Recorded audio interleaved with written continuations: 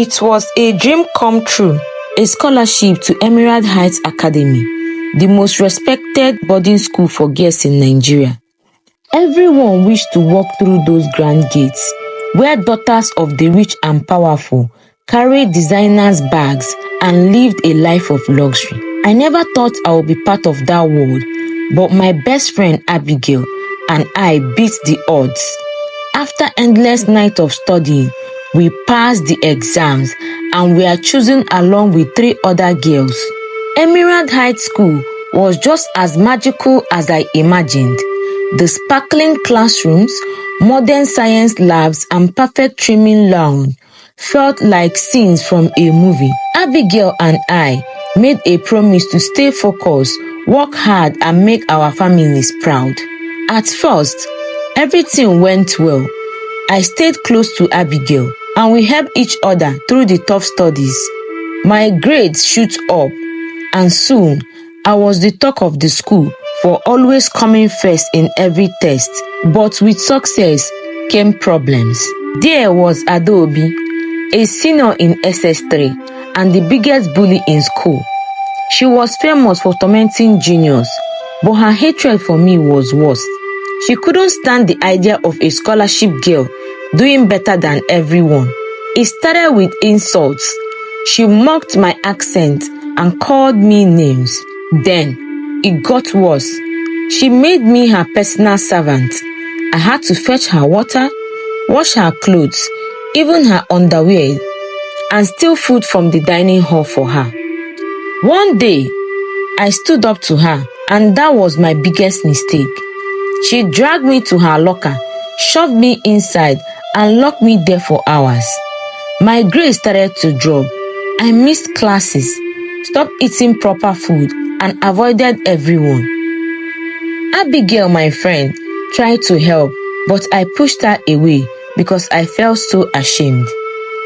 Things got worse when the principal called me to her office to ask why I was missing so many classes. I so much wanted to tell her the truth, but Adaobi's threats echoed in my head.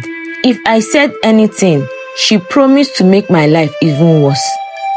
So I stayed quiet and got punished instead. That evening, I ran to the toilet, locked myself in a stall, and cried until I couldn't cry anymore. I didn't care if anyone heard me. Then, I heard the sound of a toilet flushed, and my heart froze. Someone had been there the whole time. It was Senior Dumebi. Dumebi was the most admired girl in Emerald Heights. She was rich, beautiful, and confident. Everyone respected her, and no one dared to cross her. "Why are you crying?" she asked gently. Her voice was calm and kind, like a warm hug. I was scared, but finally told her everything. She listened carefully, her face growing seriously with anger. "Don't worry," she said. "I will take care of Adaobi." After some weeks, Dumebi exposed Adaobi in a way no one expected. She had hidden cameras in Adaobi's hostel and caught her bullying me on video. The evidence was clear, and Adaobi was expelled. She even got arrested for what she has done. I couldn't believe it. Dumebi had saved me. Even when I know that phones are not allowed in school, I kept on wondering how she was able to capture the video. After that, Dumebi and I became more closer. She invited me to her private hostel, which was like a 5-star hotel. "Stay here with me," she offered. "No one would dare to touch you." At first, I wasn't sure, but the thought of being safe and living in comfort was too tempting to refuse. On the day that Dumebi told me to finally move in with her, I felt unsure. It was a big decision, and something about it made me nervous. "Thank you, Senior Dumebi, but I don't think I can," I said softly. Dumebi looked at me, her sharp eyes staring straight into mine. "Are you sure? I just want to keep you safe. You have already been through so much," she said. I didn't know how to reply. She smiled gently and added, "That's all right. But remember, you are now my friend. Friends look out for each other, right?" I nodded shyly. After thinking about it for some moments, I gave in to what Dumebi asked. From that moment, Dumebi took care of me. She gave me expensive snacks, biscuits, milk and chocolates I had only seen on TV. She gave me money in several occasions, left money in my locker, and even washed and ironed my clothes sometimes. Slowly, I started to change. My appearance improved. I looked neat, confident, and almost as stylish as Dumebi herself. But things also began to change between me and my friend Abigail, my best friend since primary school. She had always been there for me, my closest friend, but I started to avoid her. I told her myself it was because I was busy or tired, but deep down, I felt we weren't on the same level anymore. I had Dumebi now, and she became the center of my world. Eventually, I accepted Dumebi's offer and moved into her hostel. It felt like stepping into a complete different world. This hostel was quiet and beautiful, with polished floors, soft bed, and only 4 guests living there. It was nothing like the noisy and crowded dorm I have lived in before. "Welcome," Dumebi said as she showed me the bunk bed in her room. "The top bunk is yours. You'll be sleeping right above me." Her roommates were just like her, beautiful, confident, and friendly. They offered me snacks and joked around, making me feel like I truly belonged. For the first time, I felt at home. At night, I slept peacefully, feeling safe and comfortable. But in the middle of the night, I felt a gentle tap on my shoulder. I opened my eyes to see Dumebi standing beside my bed, her face pale and worried. "Are you okay, senior?" I asked, still half asleep. "No," she whispered. "I had a bad dream. Can you come sleep on my bed? I don't want to be alone." I hesitated for a moment, but then climbed down and laid beside her. She pulled me close, and her warmth was comforting. I soon fell asleep again. This became a regular thing almost every night. Dumebi would wake me up, and I would join her in her bed.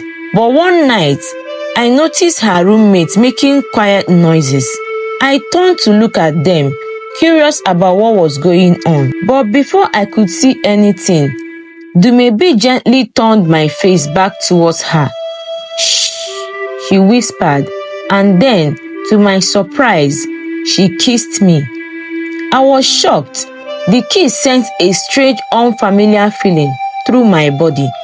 My heart raced, and I felt something I couldn't explain. I didn't pull away, but I also didn't know how to respond. That night, I couldn't sleep. My mind kept replaying the kiss, and I felt confused, but also curious about what it meant. A few weeks later, during a break from classes, Dumebi called me to sit with her under a tree, away from everyone. "Have you ever been with a man?" she asked suddenly. I blushed and shook my head. "No, senior." She looked sad and sighed. "You are lucky. Men are cruel. When I was younger, they took something from me, something I couldn't fight for. Since then, I have never trusted them." I didn't know what to say, so I stayed quiet. Dumebi's expression softened, and she looked at me kindly. "Mmesoma, I can protect you. I can take care of you. You won't need anyone else if you let me. Be my girlfriend." I froze, unsure of what to think, but deep down, I felt something tingling, a feeling I didn't understand but wanted to explore. When the term ended and it was time to go home for the holidays, I stood at the school gate, waiting for my father. A sleek black car pulled up, and I watched as Dumebi walked towards it, her luggage being carried by a driver. She saw me and smiled. "Mesoma," she called, waving me over. I walked up to her shyly. Dumebi opened her designer's bag, pulled out a wad of cash, and handed it to me. She wrote her number on a piece of paper and gave it to me too. "Call me during the holiday," she said with a wink. Before I could respond, she blew me a kiss. Blushing, I waved goodbye as her car drove off, leaving me standing there, feeling both excited and overwhelmed. A loud honk brought me back to reality. My father's old car had arrived, rusty and loud. I climbed in and he asked, "Where is Abigail?" "She left earlier," I lied, even though I saw her struggling with her luggage at the other end of the gate. As we drove home, I felt a pang of guilt for lying about Abigail, but I quickly pushed it aside. Abigail didn't matter anymore. All I could think about was Dumebi, her kiss, her touch, and her promise to take care of me. Nothing else seems to matter anymore. Thanks for watching, guys. But do you think Mesoma will give in to Dumebi's proposal and becoming her girlfriend in this newfound adventure? Find out in part 2.